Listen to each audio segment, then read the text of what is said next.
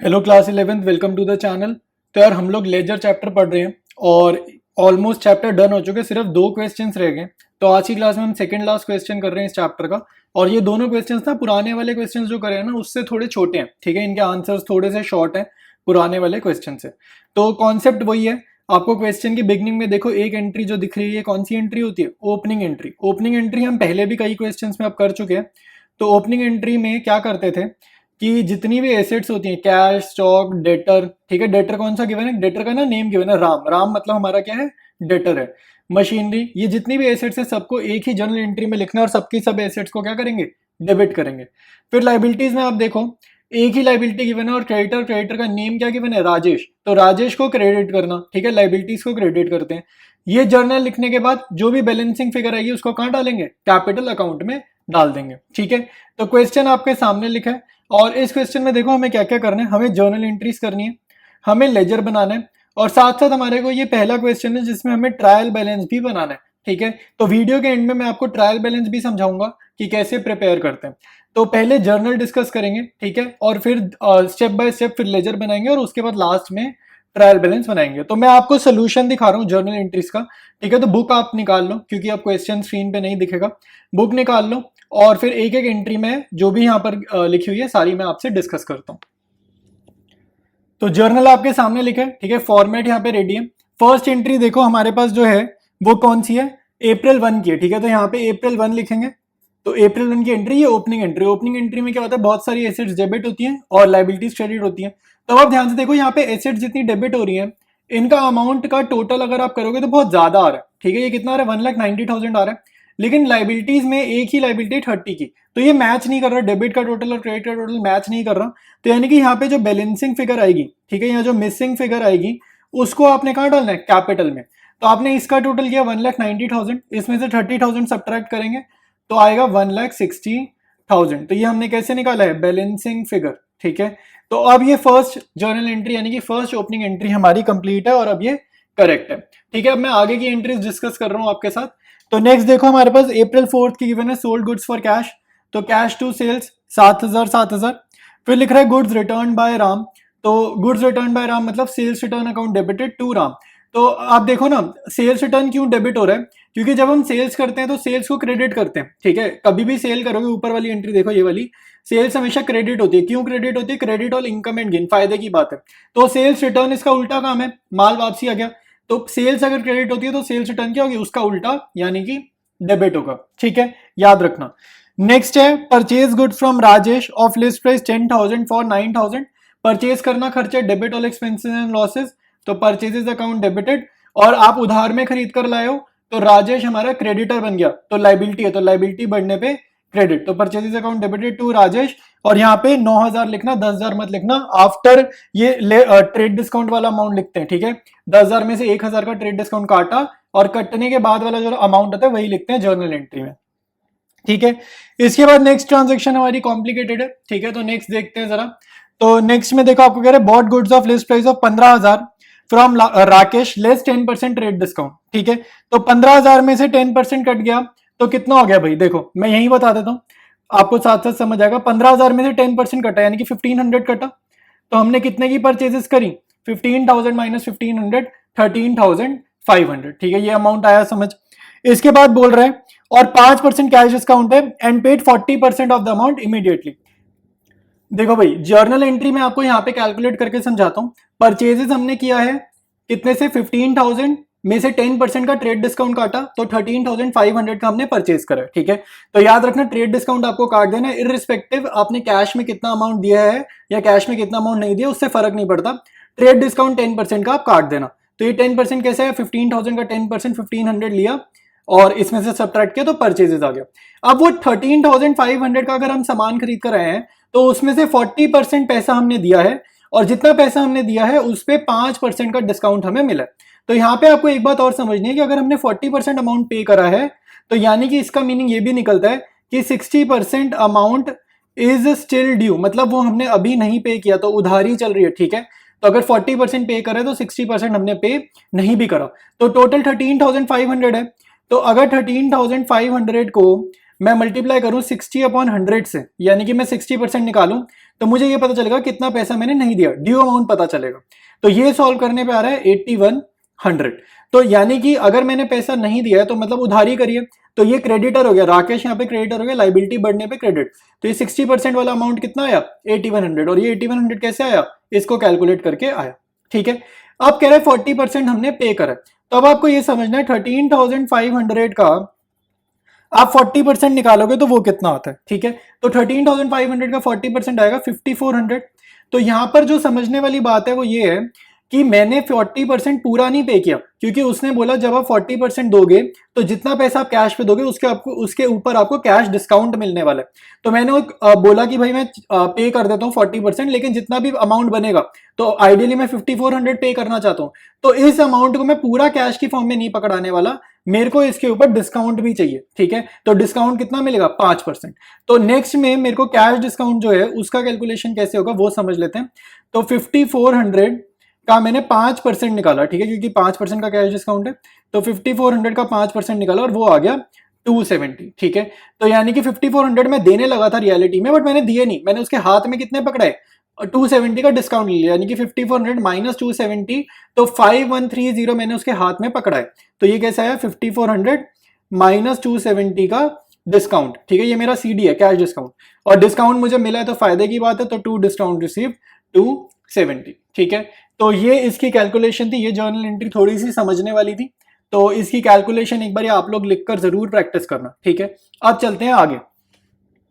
Next है April 20 paid to Rajesh in settlement.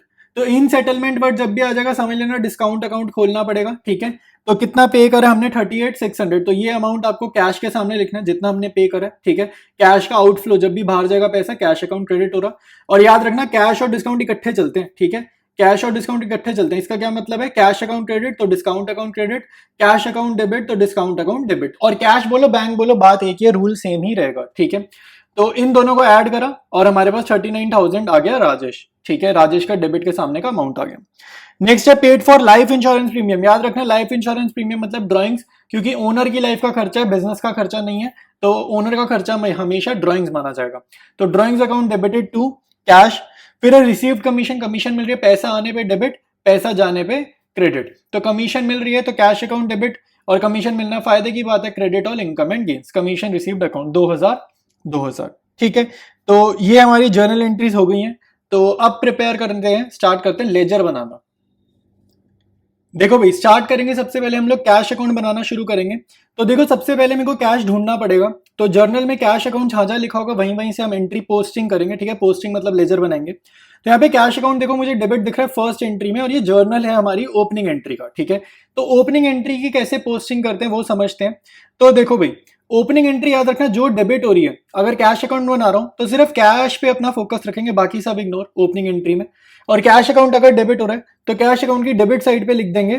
ठीक है, टू बैलेंस बीडी, डेबिट में 2 वर्ड चलता है ना, तो आपको याद क्या रखना है, बैलेंस बीडी। ठीक है, इसका मीनिंग है मेरे पास मंथ की बिगनिंग में कितना पैसा ऑलरेडी पड़ा है दुकान के अंदर। ठीक है, तो मंथ की बिगनिंग में शॉप के अंदर ऑलरेडी 50,000 रुपए पड़े हैं। ठीक है, अब मैं पूरे महीने बिजनेस कर सकता हूँ, मेरे पास दुकान में 50,000 पड़े हैं, तो मैं पूरे महीने देखता हूँ मेरा पैसा कितना जाएगा खर्च होने में और कितना पैसा मेरे पास आएगा इनकम की फॉर्म में। तो अब हम देखते हैं नेक्स्ट एंट्री कैश की कौन सी है। तो कैश की देखो नेक्स्ट एंट्री मेरे को क्या दिख रही है, कैश टू सेल्स। तो आपको सीधा समझना है कि यहाँ पे देखो 2 वर्ड लिखा है, तो यहाँ पे हमारा डेबिट में 2 वर्ड चलता है और यहाँ कैश में क्रेडिट में बाय वर्ड चलता है। ठीक है, तो लेजर बनाते हुए एक चीज याद रखना, जो भी अकाउंट आप प्रिपेयर करोगे उसका नाम उसके अंदर मत लिखना। एग्जाम्पल के तौर पे जैसे हम अभी कैश बना रहे हैं, तो कैश अकाउंट बना रहे हैं तो अंदर टू कैश कहीं मत लिख देना, बाय कैश कहीं मत लिख देना, वो गलत होगा। ठीक है, ये चीज याद रखना, अपने अकाउंट में अपना नाम नहीं आता। तो यहाँ लिख रहे हैं कैश टू सेल्स, तो यहाँ पे कैश है ना, तो अपने नाम में कैश तो नहीं आएगा, तो 2 के साथ सेल्स है तो ये ज्वाइन कर दिया। यहाँ पे 2 के साथ सेल्स लिखा ना, तो यहाँ भी 2 के साथ क्या लिखेंगे, सेल्स ही लिखेंगे, और अमाउंट लिखेंगे 7,000। इसका मीनिंग क्या है भाई, मेरे पास 7,000 रुपए की पैसे आ गए, सेल करिए तो पैसा दुकान के अंदर आ गया। तो यानी कि इसकी डेट के कॉलम में डेट लिखी April 4। ठीक है, तो अब अगर आपको मीनिंग समझना है तो दुकान में April 4 को कितना पैसा है, 50,000 पहले का 7,000 और, तो 57,000 टोटल कैश पड़ा है शॉप के अंदर April 4 को।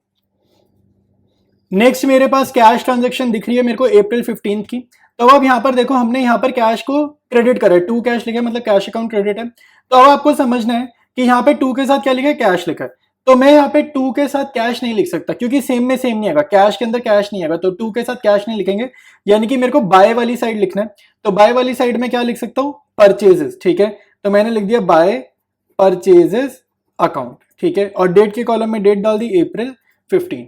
अब आप मुझे बताओ कि आगे क्या करेंगे, ठीक है। अमाउंट के कॉलम में ही थोड़ा सा ध्यान लगाना है क्योंकि ये ना कंपाउंड जर्नल एंट्री है। कंपाउंड जर्नल एंट्री मतलब 1 2 3 तीन अकाउंट क्रेडिट हो रहे हैं, मतलब कंपाउंड जर्नल एंट्री है। तो अब आपको समझना है कि बच्चे गलती क्या करते हैं, परचेजेस अकाउंट डेबिट करा ना, यहाँ पे लिखा बाय परचेजेस, तो यहाँ पर वो अमाउंट क्या लिख देंगे, 13,500।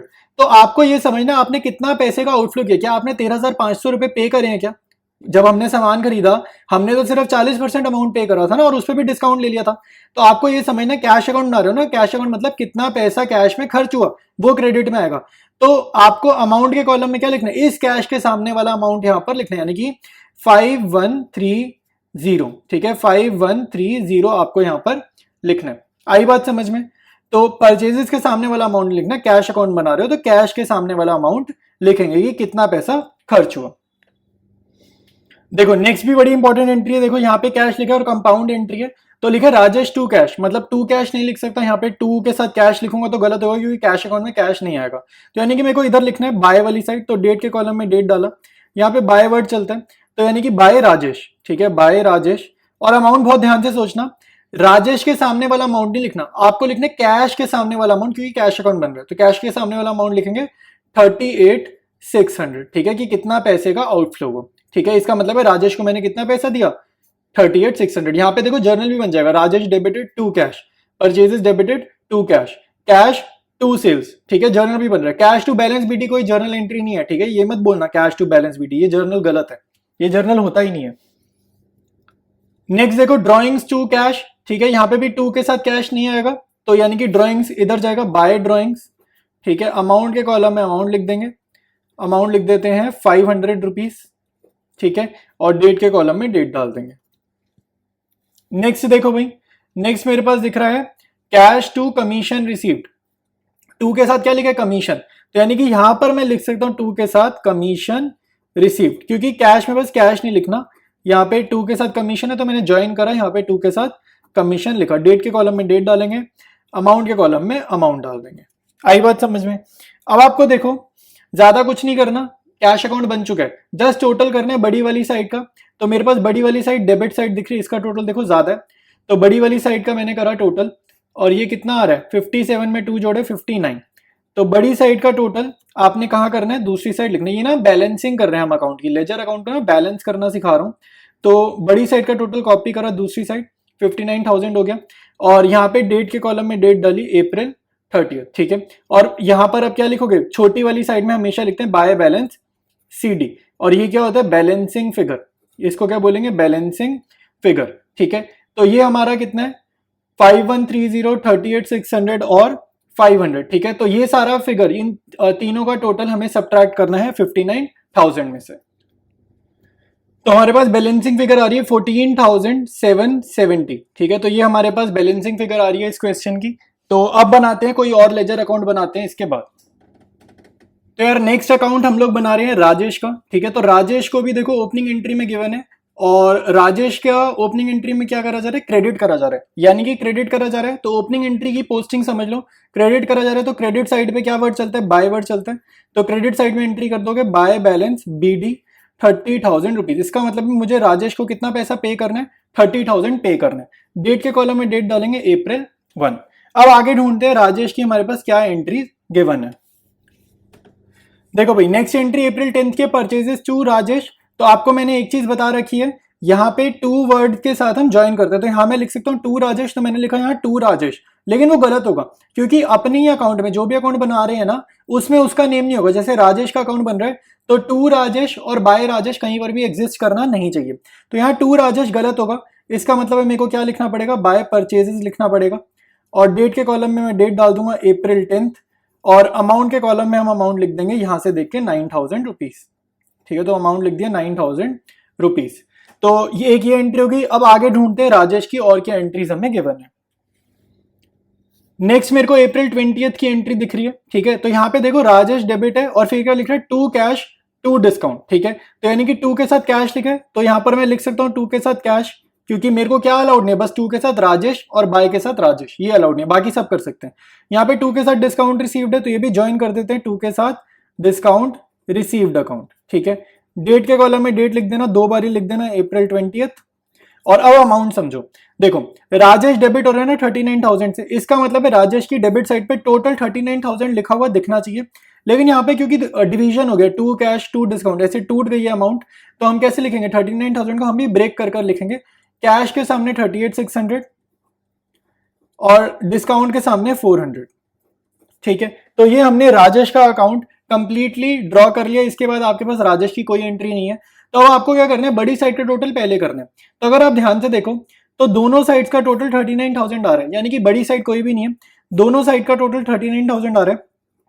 और जब भी दोनों साइड का टोटल सेम आ जाए तो ऐसे केसेस में बैलेंस सीडी नहीं निकलता, to balance CD by balance CD नहीं निकलता, और इसका मीनिंग है अकाउंट आपका क्लोज हो गया, मतलब कि राजेश से ना पैसे लेने हैं ना राजेश को पैसे देने हैं, ठीक है। तो राजेश का फर्म से अब कुछ भी लेना देना नहीं है, ठीक है। जब भी दोनों साइड का टोटल सेम आ जाए उसका ये मीनिंग होता है। नेक्स्ट बनाएंगे हम परचेजेस अकाउंट, ठीक है। तो मैं आपको सारे टफ वाले अकाउंट्स बना रहा हूँ, ठीक है, जिसमें आपको दिक्कत आ सकती है वो वाले मैं बना रहा हूँ, और बाकी मैंने बनाए हुए हैं और वो मैं डिस्कस करूंगा, ठीक है। वो मैं आपको आंसर शो करके डिस्कस कर दूंगा। तो नेक्स्ट देखो, ये कंपाउंड एंट्रीज वालों में दिक्कत आ सकती है लिखने में, तो सब अब हम देखते हैं परचेजेस कैसे होगा। तो फर्स्ट एंट्री मेरे को दिख रही है April 10th की, जहां पे मेरे को परचेजेस अकाउंट दिख रहा है। तो यहाँ पे क्या लिख रहा है, टू राजेश। तो आपको पता है यहाँ पे क्या वर्ड चलता है, यहाँ चलता है टू वर्ड, और क्रेडिट में क्या वर्ड चलता है, बाय वर्ड चलता है, ठीक है। तो टू राजेश लिखा है ना, तो टू के साथ ज्वाइन कर दो, यहाँ पे हम भी लिख देंगे टू राजेश। डेट के कॉलम में डेट डाल दी April 10th, अमाउंट के कॉलम में अमाउंट लिख दिया 9,000 रुपीज, ठीक है। आई बात समझ में। अब आगे देखो परचेजेस के साथ अब क्या लिख रहे हैं, to Rakesh, to cash, to discount. तो ये तो बहुत सारी चीजें लिख दी इसने, तो हम भी ये तीनों चीजें कॉपी करेंगे, यहाँ लिख देते हैं टू राकेश, टू के साथ जस्ट ज्वाइन कर दिया। आपको क्या समझना है, बस परचेजेस अकाउंट में कहीं परचेजेस नहीं आएगा, टू परचेज बाय परचेज कहीं नहीं आएगा, बाकी कुछ भी कर सकते हो। तो टू कैश और टू डिस्काउंट रिसीव्ड, ठीक है। तो डेट के कॉलम में डेट डाला April 15, 3 बार ही लिखेंगे, यहाँ पे 3 बार ही सेम डेट लिखेंगे। और राकेश के सामने वाला अमाउंट मैंने यहाँ लिखा 8100, कैश के सामने वाला अमाउंट मैंने लिखा यहाँ 5130, डिस्काउंट के सामने वाला अमाउंट मैंने यहाँ पर लिख दिया 270 रुपीज। आई बात समझ में। तो ये सारा काम मैंने करा, और परचेजेस की पूरे क्वेश्चन में सिर्फ यही दो जर्नल एंट्रीज है और कुछ नहीं है, ठीक है। तो आपका परचेजेस अकाउंट कंप्लीट है। तो अकाउंट कंप्लीट करने के बाद आपने क्या करना है, टोटलिंग करनी होती है बड़ी वाली साइड की। तो यहाँ पर तो कुछ लिखा ही नहीं है, तो बड़ी साइड मेरी यही है। तो इसको जब मैं ऐड करूंगा तो मेरा टोटल आ रहा है 22,500। बड़ी साइड का टोटल मैंने कॉपी किया इधर 22,500, ठीक है। तो ये मैंने टोटल कॉपी करा, और यही मेरी बैलेंसिंग फिगर है। इसको मैं क्या बोलूंगा, बाय बैलेंस CD 22,500। और डेट के कॉलम में मैं डेट डाल दूंगा April 30th, मंथ एंड की, ठीक है। CD के सामने मंथ एंड की डेट डलती है, और यहाँ ब्रैकेट में आप लिख दो बैलेंसिंग फिगर, ठीक है, ब्रैकेट में लिख दो बैलेंसिंग फिगर। तो परचेजेस अकाउंट आपके सामने तैयार है। अब मैं बचे हुए अकाउंट्स आपके साथ डिस्कस करता हूँ और फिर हम बनाएंगे ट्रायल बैलेंस।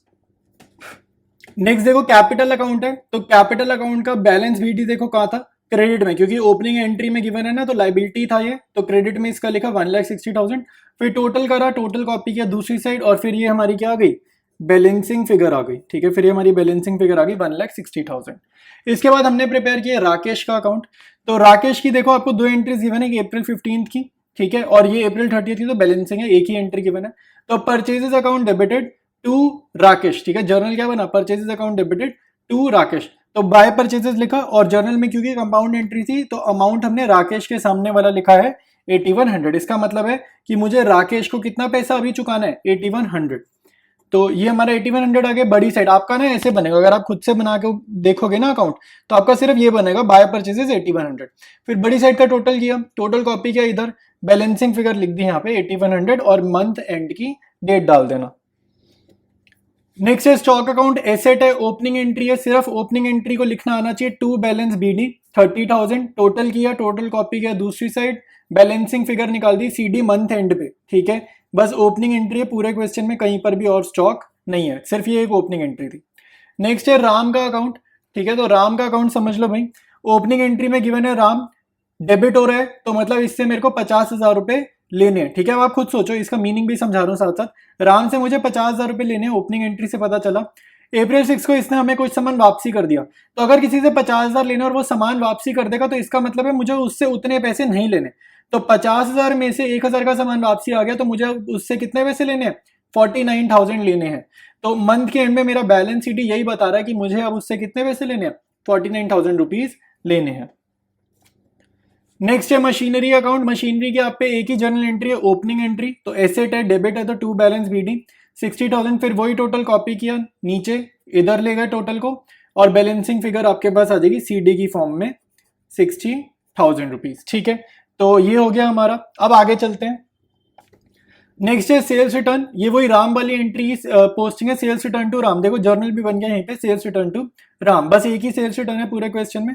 तो ये टोटल लिखा, नीचे बड़ी साइड का टोटल कॉपी किया, दूसरी साइड बैलेंसिंग फिगर आपकी आ जाएगी सीडी, ठीक है। और बैलेंसिंग फिगर में डेट क्या होती है? मंथ एंड, ठीक है। तो अप्रैल चल रहा है, तो अप्रैल 30। फिर आपके पास है ड्रॉइंग्स अकाउंट। ड्रॉइंग्स की आप पे एक ही एंट्री है, अप्रैल 25 की, ड्रॉइंग्स टू कैश। जर्नल भी बन रहा है ड्रॉइंग्स टू कैश। पोस्टिंग के साथ साथ देखो जर्नल भी रीड करना आना चाहिए। तो ड्रॉइंग्स टू कैश हो गया, बड़ी साइड का टोटल किया, टोटल कॉपी किया और बैलेंसिंग फिगर निकाल दी, ठीक है। तो बहुत ही सिंपल है। नेक्स्ट है कमीशन अकाउंट, ठीक है। तो कमीशन अकाउंट में एक ही एंट्री मंथ एंड में, तो कैश टू कमीशन, यहां से जर्नल बन रहा है कैश टू कमीशन, तो बाय कैश करके लिखा है, और ये टोटल किया, टोटल कॉपी किया दूसरी साइड, और ये आगे हमारी बैलेंसिंग फिगर। इसके बाद डिस्काउंट रिसीव्ड अकाउंट एक बार हम प्रिपेयर कर लेते हैं, ये हमने नहीं बना रखा पहले से, तो ये प्रिपेयर कर लेते हैं। तो सबसे पहले आएगी अप्रैल 15 की एंट्री, ठीक है। तो याद रखना डिस्काउंट रिसीव्ड के अंदर ना टू में टू डिस्काउंट रिसीव्ड आएगा, ना बाय डिस्काउंट रिसीव्ड आएगा, ठीक है। अपने अकाउंट में अपना नाम कभी नहीं आएगा। तो आपको अप्रैल 15 की एंट्री गिवन है, तो वहां पर क्या है? Purchases to Rakesh to cash to discount received, compound entry है। तो यानी कि यहाँ आएगा बाय परचेजेस। जर्नल आपकी आंखों के सामने होना चाहिए वरना समझ नहीं आएगा।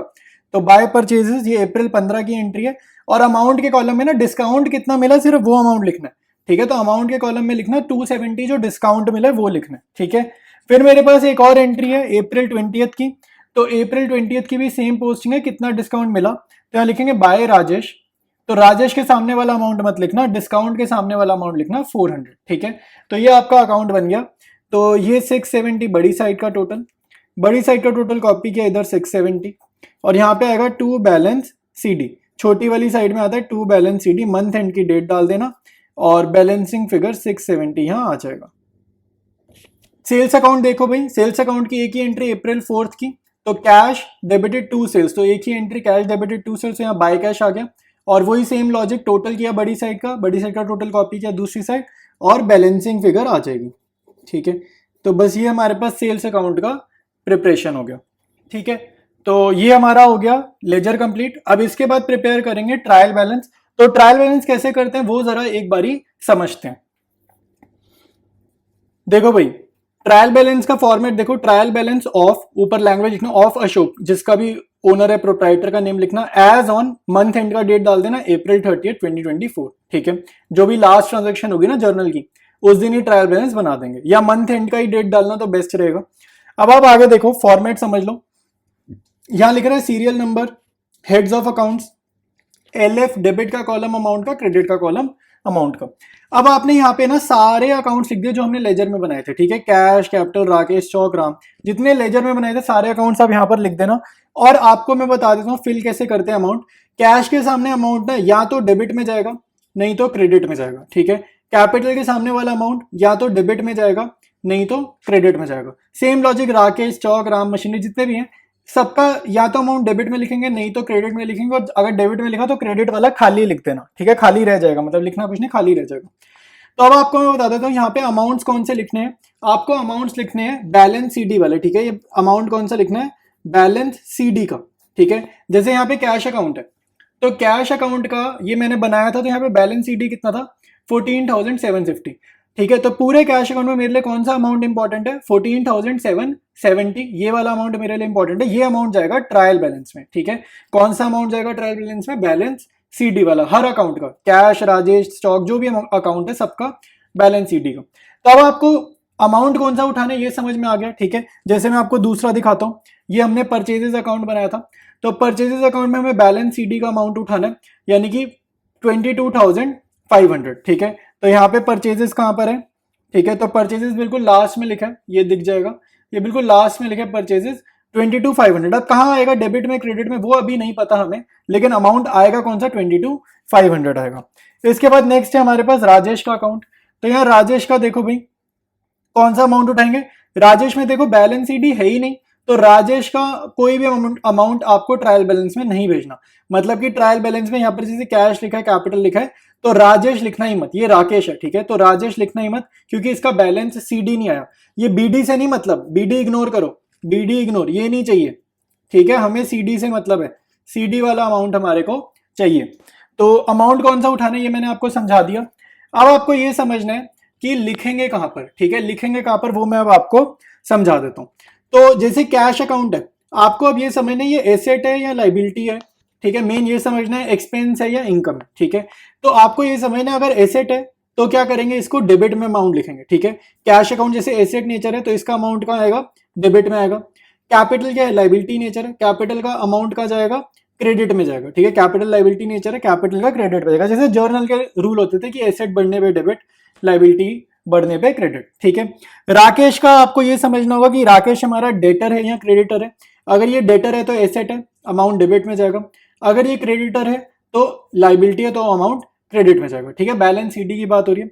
स्टॉक एसेट है, अमाउंट डेबिट में। राम सेम, डेटर हुआ तो डेबिट में, क्रेडिटर हुआ तो क्रेडिट में। मशीनरी एसेट है, डेबिट में। सेल्स रिटर्न क्या होगा भाई, सेल्स रिटर्न जर्नल में क्या होता है, डेबिट होता है ना, तो अमाउंट भी डेबिट में जाएगा। सेल्स रिटर्न जर्नल एंट्री जब भी करते हैं हमेशा डेबिट होता है, इसलिए अमाउंट भी डेबिट में लिखेंगे। ड्राइंग्स जर्नल में क्या होता है, हमेशा डेबिट होता है, इसलिए अमाउंट भी डेबिट में लिखेंगे। कई कई बारी ना हम समझ नहीं पाते भाई ये एसेट है लाइबिलिटी है क्या करें इसका, तो आप उसका जर्नल सोचो, जर्नल में वो जो हमेशा होता है ना वही आपको यहाँ पर करना है। कमीशन अकाउंट आपको समझना है कि कमीशन अगर एक्सपेंस है तो डेबिट में, कमीशन अगर रिसीव किया है तो क्रेडिट में। तो क्वेश्चन टू क्वेश्चन डिपेंड करेगा। डिस्काउंट रिसीव्ड हमेशा क्रेडिट होता है ना, क्रेडिट और इनकम एंड गेन, तो अमाउंट भी कहाँ जाएगा, क्रेडिट में जाएगा। परचेजेस खर्चा है, परचेजेस हमेशा जर्नल में भी डेबिट होता है और खर्चे हमेशा वैसे भी यहाँ पर भी डेबिट में भेजेंगे। सेल्स इनकम है, क्रेडिट और इनकम एंड गेन्स, तो सेल्स का अमाउंट कहाँ जाएगा, क्रेडिट में जाएगा। इतना करने के बाद जब आप अमाउंट्स फिल कर दोगे तो आपने क्या करना है, टोटल करना है, और टोटल आपका डेबिट का और क्रेडिट का सेम ही आना चाहिए, ठीक है। अगर ये सेम नहीं आ रहा तो आपका आंसर गलत है, ठीक है। तो ये काम आपको करना है। तो मैं यहाँ पे जल्दी से बैलेंस लिख देता हूं, ठीक है, और उसके बाद आपको पूरा ट्रायल बैलेंस दिख जाएगा। तो पूरा ट्रायल बैलेंस रेडी है, ठीक है। अमाउंट्स मैंने लिख दिए। ये कौन से अमाउंट है मैंने आपको बता दिया, बैलेंस सीडी वाले, ठीक है। ये कौन से अमाउंट है, बैलेंस सीडी वाले अमाउंट है। और डेबिट क्रेडिट भी मैंने स्टार्टिंग में डिस्कस करे, तो अब ये मैंने अमाउंट्स लिख दिए, ठीक है। अब आपको टोटल करना है, तो मैं कोई भी साइड का टोटल कर लूँ तो सेम ही आएगा। तो क्रेडिट साइड का टोटल आ रहा है 1,77,770। सेम टोटल डेबिट साइड का आ रहा है 1,77,770, ठीक है। तो इस क्वेश्चन में हमने तीनों काम कर लिए। क्या काम करें हमने, जर्नल करें, ठीक है, लेजर करें, और लास्ट में हमने ट्रायल बैलेंस भी बना दिया, ठीक है। तो अब आपको एक बात और समझ आएगी कि भाई ये ना स्टेप बाय स्टेप होता है ये काम। आप डायरेक्ट ट्रायल बैलेंस नहीं बना सकते, आपको पहले जर्नल लिखना है, फिर आपको लेजर बनाना पड़ेगा, और लेजर देख देख कर ही आप ट्रायल बैलेंस बना पाओगे। डायरेक्ट जर्नल से ट्रायल बैलेंस हम नहीं जा सकते, ठीक है, और डायरेक्टली लेजर भी हम नहीं बना सकते। लेजर बनाने के लिए हमें जर्नल बनाना पड़ेगा। तो ये थोड़ा अकाउंट्स का कॉन्सेप्ट है। अब हमने इतना सारा समझा है तो मैं आपको थोड़ा सा स्टोरी लाइन भी बता रहा हूँ कि अकाउंट्स करते कैसे, ठीक है। तो ये हमारा क्वेश्चन ओवर है। नेक्स्ट क्वेश्चन कंप्लीट करेंगे नेक्स्ट वीडियो में, ठीक है। तो वीडियो अच्छा लगा तो यार चैनल को शेयर करना अपने फ्रेंड्स के साथ, और अगर आपने सब्सक्राइब नहीं करा है तो सब्सक्राइब भी करना, ठीक है। बाकी मिलते हैं हम लोग नेक्स्ट वीडियो में, लास्ट क्वेश्चन कंप्लीट करेंगे।